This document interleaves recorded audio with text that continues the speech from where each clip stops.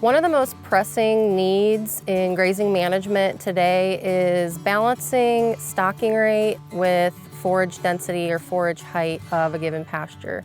Stocking rate is how many animal units you have per acre of land, and an animal unit is generally defined as a 1,000 pound animal.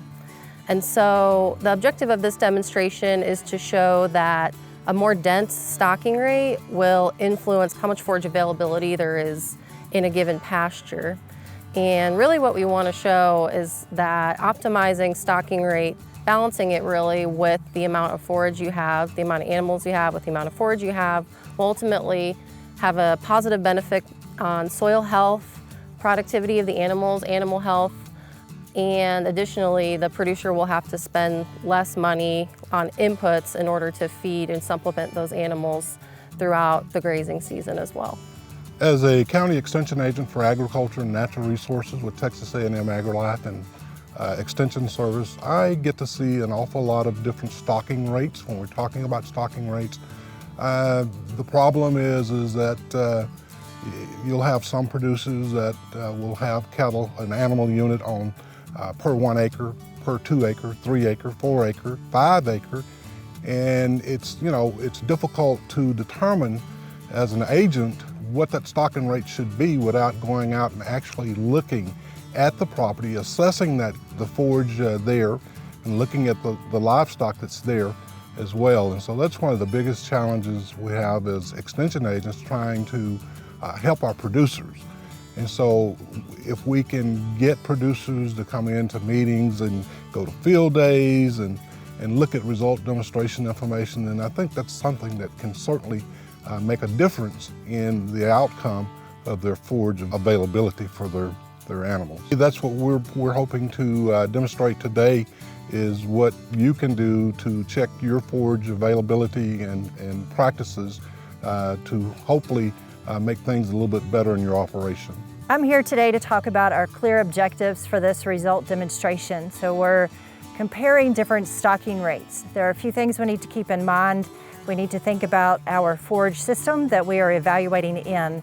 This video is being taken in East Texas. Our forage bases are our warm season perennials that are introduced. That could be Bermuda grass or Bahia grass.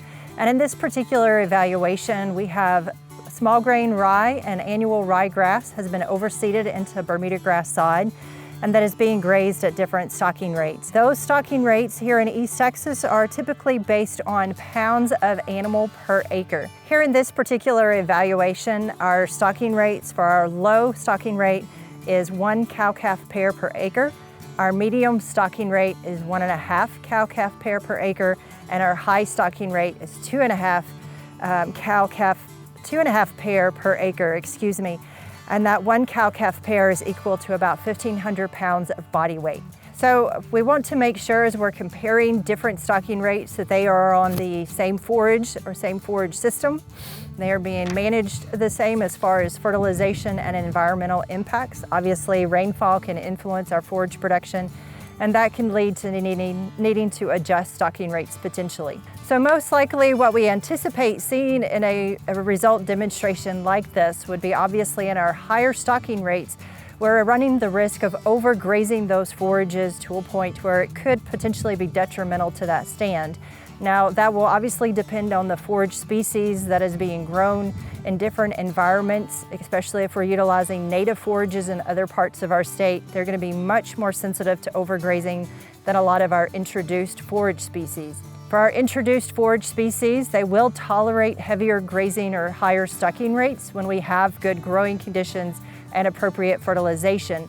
Unfortunately, a lot of our producers tend to think that those introduced forages or winter forages will tolerate that overgrazing despite poor management. So we want to make sure we have equal management across the different stocking rates, and we're really measuring the forage availability, how much forage is out there based on that stocking rate and how that stocking rate influences that forage availability. I would like to introduce to you a couple of tools that we can use to measure forage availability or forage production in a pasture system. So it's a little bit different than measuring the amount of forage that's produced in a hay meadow, where we can weigh bales and calculate the amount of forage that's produced per harvest. In a grazing system, there's a couple of options that you can utilize a grazing stick. This is created by NRCS, and we will show you how to use this to measure forage heights sporadically around the field and then calculate an average and to use that to estimate the amount of forage that's potentially produced in that environment or that particular field. Some other options are what we would refer to as kind of a forage square. I personally like to use a 1 square, 1 foot by 1 foot square. These are easily constructed using PVC pipe. They don't have to necessarily be very fancy, so these are things that can be purchased from Lowe's to put together. Or you can use a larger 1 meter square, also made from PVC pipe to basically use these to select areas, randomly selected areas in the field to actually clip the forage within this square and then weigh that wet and then dry it down and then weigh it as a dry forage. And then you can calculate pounds of dry matter potentially produced per acre. All right, let's get into some results. When we looked at our 3 different pastures where we had the 1 cow-calf per acre, the 1.5 cow-calf per acre, or 2.5 cow-calf per acre, we did 15 different measurements of random grasses in that pasture. And so again, we were using the measuring stick just to measure the height of the grass leaves so that we could see the extent of grazing that had been done in each pasture and compare them. We knew that all 3 pastures were a Bermuda grass that had been overseeded with ryegrass and small grain rye.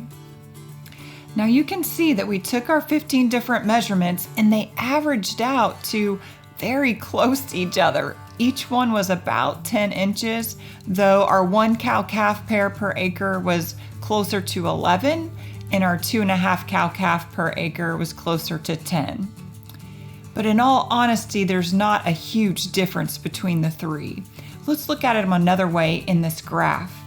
Again, we're looking at our average height of forage grasses in inches, and our 1 cow-calf pair per acre was close to 11. That 2.5 cow-calf pair per acre was closer down to 10 inches, but 10 to 11 inches in grass is not a big difference. So we didn't really see a huge use from just measuring the random height of 15 grasses in each pasture. Keep in mind that 1 cow-calf pair is equivalent to about 1,500 pounds of beef. So we're talking about maybe 1.5 animal units, since an animal unit in a strict definition is a 1,000-pound cow. So here we're looking at 1 times 1.5 if you're going to look at it as animal units, 1.5 times 1.5 if you're looking at animal units, and 2.5 cow-calf times 1.5 if we were strictly looking at animal units per acre. If we ever wanted to compare different places, we just want to make sure that we're very clear on what type of measurements we're using. Now, the second type of measurement that we did in each field to compare the use of forage pending how much stocking was in each pasture, we did 4 different clippings. And again, we used a 1 foot by 1 foot square frame to do our clippings. Anything that was rooted in that frame, we moved to the inside. Anything that was rooted outside of the frame, we moved those leaves outside. We clipped everything in that frame down to the ground, put it into a paper bag. We dried out that forage. You could leave that in your office overnight or whatever you want to do to get that forage dry. After all the moisture had been taken out of it, we went ahead and weighed it. And the conversion rate for approximately 1 foot by 1 foot is to weigh your dry forage as grams and then times that by 100, and that gives you your forage per acre. So in this 1 cow-calf pair per acre example, one of the frames weighed 29.8 ounces. Times that by 100, that's 2,980 pounds per acre. Now, when we averaged out each of the 4 clippings we did in each pasture, so 12 clippings total, they were a little bit different. So where we only had 1 cow-calf per acre, there was a little bit more forage left, 2,900 pounds. Whereas where we had 2.5 cow-calf per acre, we had more like 1,800 pounds. And here's what that looks like when we do it in a bar graph, just to be an easier visual. We had 1 cow-calf per acre, nearly 3,000 pounds, 2.5 cow-calf per acre, less than 2,000 pounds. So you can see that these animals, even though we didn't really pick up on a difference with our measuring our height of grasses in the pasture, we did see a difference when we measured that pounds of forage per acre. Now you want to make sure that you're taking enough samples in each pasture to have a meaningful amount. And maybe that was the issue. Maybe we needed to do more sampling than we did, but these are still very representative. And I think we didn't see a huge difference because we were there on March 25th. And so everything was really nice and green. Lots of rainfall had been received, and it wasn't a period of stress. If we went back and did this maybe later in the summer, after those animals had been there for some time, we may have seen more differences. So the time of year that you repeat these measurements will also make a difference. So in our example, we did not see a huge difference in use, but we can see that over time, that 2.5 cow-calf per acre is going to start to utilize our forage resources much more quickly than doing a more conservative 1 cow-calf per acre rate. So one thing when you are collecting or looking at various forage availability in a field, obviously there can be some variability based on grazing patterns. Livestock will often avoid dung pats or other areas. They could avoid fire ant mounds or other variabilities within a field that they might have a preference of grazing one part of the field. And in this particular field, there's a tree line that provides shade. So our animals tend to graze closer to that shade as opposed to the top of the hill where there's more sun exposure, more heat, and less shade. So you can, in this particular field, you can see quite a bit of grazing variation. Even though the stocking rate has not changed, it's been the same for this grazing season, they do tend to graze a lot more closer to that shade environment. So you will need to keep that in mind before you start collecting your forage samples or your forage heights. Kind of take a stock or evaluate the entire pasture.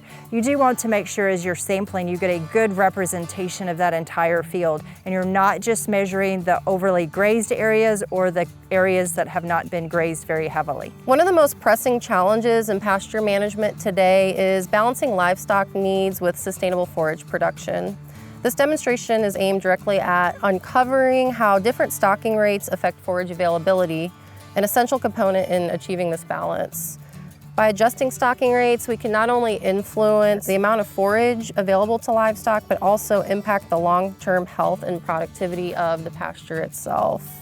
In this project demonstration, you can measure forage availability across different pastures in either the same operation or different operations, so long as in those different operations they're the same geographical location, the same soil type, same annual rainfall. You want them to be as similar as possible if you're going across operations. The pastures that you're comparing against each other should have different stocking rates, so more animal units per acre on one pasture than another in order to be able to demonstrate the change in forage density between those two pastures. Measurements across your chosen locations should be repeated at multiple intervals throughout the year, throughout the grazing season, to capture changes over time and under different environmental conditions.